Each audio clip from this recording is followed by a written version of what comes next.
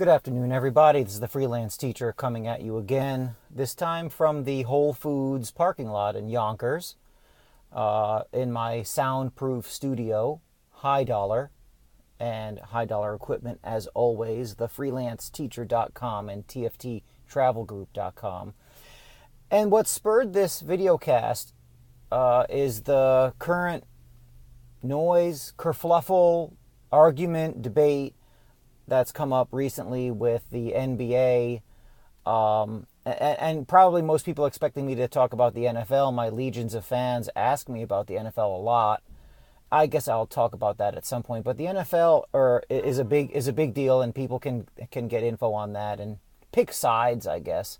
My side, of course, is not one of the two sides you're supposed to be on, which is bringing me to the NBA Media Days. You have the guy who's the subject of the title of this, Gregg Popovich, and I'm telling him, I guess I'd use rougher language, but somebody like Gregg Popovich really needs to, well, again, I'm not, as a libertarian, please be quiet. I don't know, maybe have some perspective. I was originally going to call this Gregg Popovich, please shut up. Then it was going to be Gregg Popovich, please be quiet. And I guess I'll be nice about it and say, please have some perspective.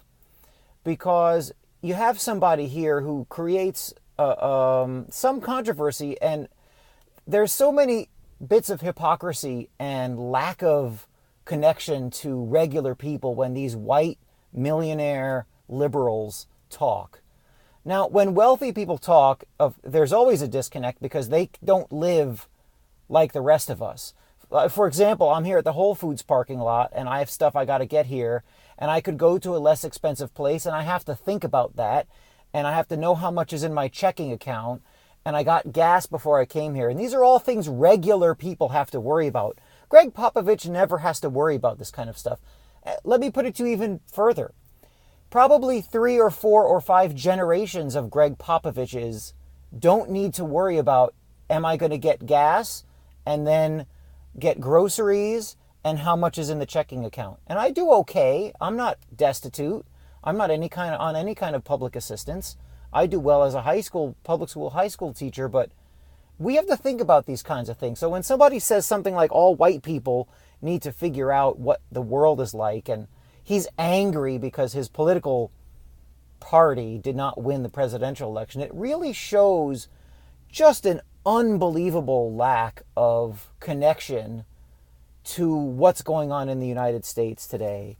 And you have the disconnect goes very deep. Gregg Popovich is a multi-millionaire, and which okay, I'm a free market guy. Great, make millions, fantastic. But you make millions in the entertainment industry. You provide sports entertainment. Let's not get it twisted. You're not connected to the regular folks, and you certainly aren't connected to the black neighborhood. And the Spurs of all teams are, I'm getting ahead of myself on this one because this kind of stuff really rubs me the wrong way. But this guy is the head coach of the Spurs, which is not exactly the most black neighborhood, hood type team in the NBA, right? They've got players from all over the world, which is why they're successful, because they're so smart in basketball terms. But let me get to the top of the list. You have somebody like Popovich who owns a vineyard and is in the wine industry, proselytizing about he said it. He said what white people should be thinking. Come on, man. Like you have any idea what regular folks think? Popovich's background is also an Air Force person. Now, hold on a minute. Popovich is upset about someone like Donald Trump, and he's very nationalistic, and he doesn't get it. Yet, this guy cut his teeth in the arm number 3 of the military-industrial complex. The entity that has done more damage to the planet and is part of the largest, most vicious killing machine ever created by any government in the history of the world. Yet Popovich feels it's okay for him to explain what all white people think and that they don't understand what black people in the United States are going through. and that there is something about the privilege of being born white in the United States. So let me get this straight.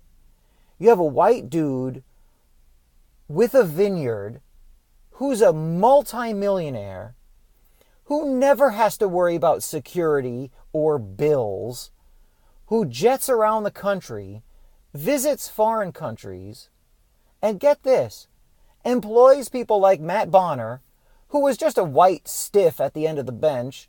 He seemed like a great guy. Bonner seemed like a lot of fun, right? He'd come in, red hair, hit some threes unexpectedly, had a few good playoff moments. You couldn't find a 6'10 guy from the black neighborhood to do that? I could point one who went to the school where I work. We've got guys like that in high school. You can't find somebody but Matt Bonner? Or you can't find a left-handed guard? You pick Manu Ginobili from Argentina? You know what Argentina's done in its history? They have cleaned the race. Argentina and Chile have done more to, and these are their words, cleanse the race, to get rid of black and brown people from the majority of their population. Why does Popovich get a pass on this? Because the American people are historically ignorant and don't know these things? Of course, right? Anyone who knows anything about Latin America or who's been there, as I have, you know this kind of stuff. Why are we giving this guy a pass? And he talks about he talks about people what they should know. Why is it okay for Popovich to explain to all white people the way they should think, what they should think, how they should think, when and then classify them all in a big group? Everybody gets into trouble if you say, oh, well, all black people are this way, or all Hispanic people are this way. Yet when Popovich pops off, get that? Pops off. That was pretty good. When he pops off about all white people and the privilege that they have, it just, you're not supposed to do that. You're not supposed to say all white people are this. Popovich is either a tool of the establishment, a naive clown who doesn't get it, but it's really obvious that he's spent, especially the last, 20 years, he's been with the Spurs, and he was an executive before that. So this guy's in the millionaire jet-setting class, and he has the temerity to try to tell a whole swath of the United States what privilege they have. Really? What's the NBA meal stipend for you? The last time I checked, it added up to $50,000 a year, what they give these people for stipends. Maybe that was Major League Baseball. Maybe it wasn't the NBA. But I'd be curious to see what these guys get for meal money. Not everybody, because not everybody's shooting their mouth off. But, Popovich is angry about Trump. Right? Everybody's angry about Trump. And he called his canceling of the Spurs, right? They win so many titles, you'd think it would be the Spurs. He called the canceling of the Warriors' trip to the White House childish, like a sixth grader, a petulant sixth grader, because they weren't going anyway. Well, are you going to then disavow your connection to the federal government and your deep connection to the Air Force that you call upon every once in a while? Popovich sure isn't upset when people say, well, look at that Air Force background, right? Discipline and honor and this kind of stuff. Well, that's the commander-in-chief runs the Air Force. Are you going to disavow and say, I reject that. I'm not going to have anything to do with the Air Force because they're obviously connected to Trump at the hip? The lack of vision on some of these people is wild. And you see some of it. I was listening to the Zach Lowe podcast with Kevin Armovitz. And these guys are good, right? The Lowe Post is Zach Lowe's podcast, and it's probably, and I say probably only because I haven't listened to every single one of sports podcasts, but Lowe's podcast is great. I don't go looking for NBA podcasts because Zach Lowe sets you up with everything you need, and his guests also do great work and great questions. It's a nexus of basketball knowledge. Lowe's the best. But these guys started talking about this Armovitz article on Popovich. And Lowe and Armovitz don't make any sense they're talking about institutions, and I think Kevin Armovitz talks about how you have Trump as a person who doesn't respect institutions, and so it's weird that, and this is Armovitz talking, that Trump would get chapped about Curry's refusal to go to the White House. But Trump didn't cancel the White House visit on his own. He was pushed into it. What's he supposed to do? Just look like a chump? Just say, oh, okay, well, these people are going to disrespect the office of the president. By the way, the office of the president that they did not respect with George W. Bush. You seen the pictures of Kobe Bryant giving George W. Bush his jersey, his Laker jersey in 02 or 03? Or nobody seemed to matter when Barack Obama was dropping 26,000 drone bombs on people of color. Why didn't Popovich talk about that?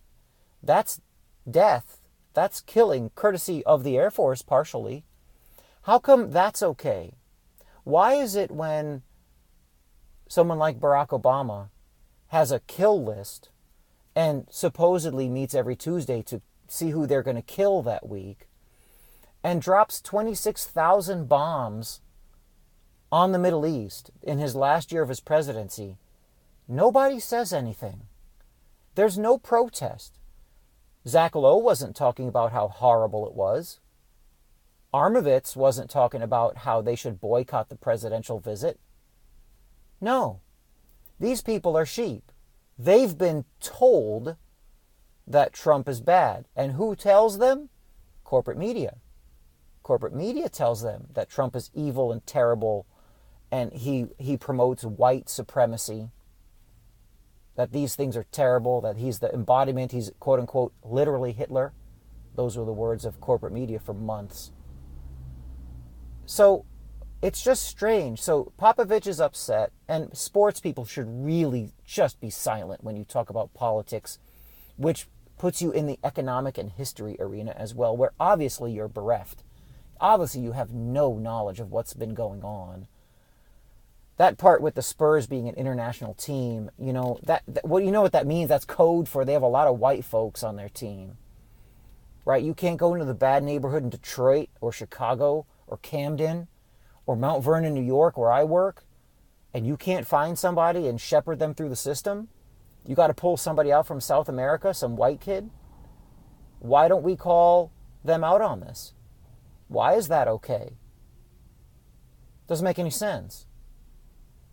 Right? Again, I think the Spurs are great. I think they're the most brilliant franchise maybe in the history of pro sports. They win all the time. They never have a good draft pick. They parlayed one draft pick, 1997. They won the Tim Duncan sweepstakes by a fluke. And they parlayed Tim Duncan and that era into massive amounts of success. And Tim Duncan's retired now, and they're still winning. It's amazing. But no one says anything about the lack of connection. Nobody says anything about that multicultural roster and how the, American people of color maybe should get a fairer shake. It's just strange. It's just weird. You got this multi-million-dollar vineyard running guy speaking about what regular white people should feel. Right? How come Popovich doesn't get pinned with the white supremacy tag? Doesn't make any sense. People just aren't thinking. And that's what I really need you guys to do. I talk to young people about this kind of thing. And I talk to teenagers, and I work in a bad neighborhood school. I'm the only one in the room who looks like I do. And people understand it. I don't get agreed with all the time, but young people get it. So you have sports people, Kevin Lowe and Armovitz, or Kevin Lowe, Zach Lowe and Kevin Armovitz, great podcast, good basketball stuff. But when Popovich and these sports writer types get into politics, it's just an embarrassment. And you need some perspective. Maybe close your mouth, go into the bad neighborhood, spend a couple of months, and I mean that, months, and then see what you should tell, see what you should say. Then you should comment on what other people should think or what they're like. Because listen to these people talk about their past experience in the prosecutor's office as a reporter. Sorry. Not happening. Keep some perspective, people. Let's ignore the white liberal millionaires for a change. Thank you.